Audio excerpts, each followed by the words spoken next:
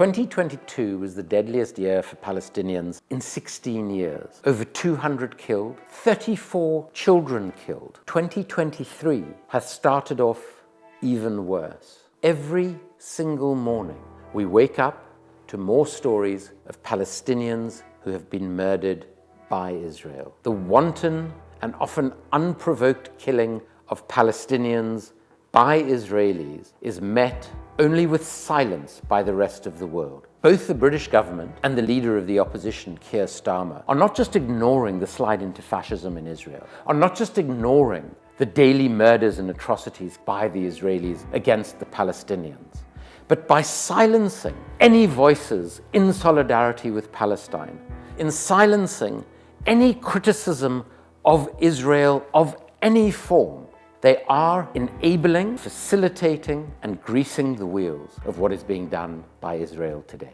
We have this extraordinary, quite Orwellian situation where members of Netanyahu's far-right government proudly describe themselves as fascists. But when a Labour member of parliament in Britain says, since the election of the fascist Israeli government in December last year, there has been an increase in human rights violations against Palestinian civilians, including children. Her leader, Keir Starmer, demands that she make a public apology and retraction. It is as if the fascists can call themselves fascists, but we can't call them fascists. What a world we live in, when words are treated as being more wrong, more violent, more dangerous than actual systemic racist and fascist violence. A Holocaust survivor was forced out of the British Labour Party because he wanted to attend a Holocaust memorial event that was being hosted by left-wing groups. What have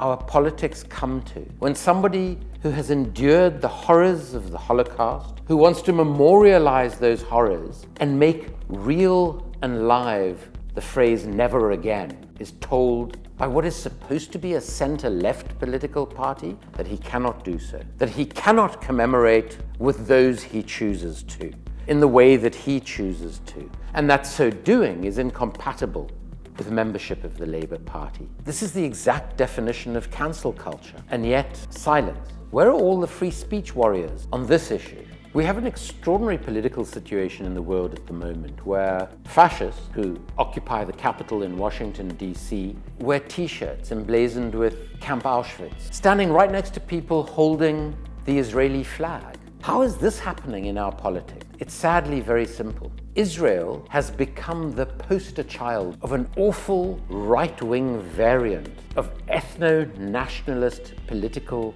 project. From Bolsonaro in Brazil, Viktor Orban in Hungary, Modi in India. They all see Israel as a state that defines itself in ethno-nationalist terms, which is what they all want to be able to do. They see Israel as an ideal towards which they should strive, even though a number of them are deeply anti-Semitic in all definitions of the term that anyone might want to use. So Israel finds itself as the fulcrum around which this reactionary, fascist, ethno-nationalist project has taken root. It's also important to understand that the Western media has played an absolutely central and hegemonic role in reflecting Israel's 50-plus years of existence in a very positive and uncritical manner. The Israelis would say that the Palestinians bear some responsibility for the security situation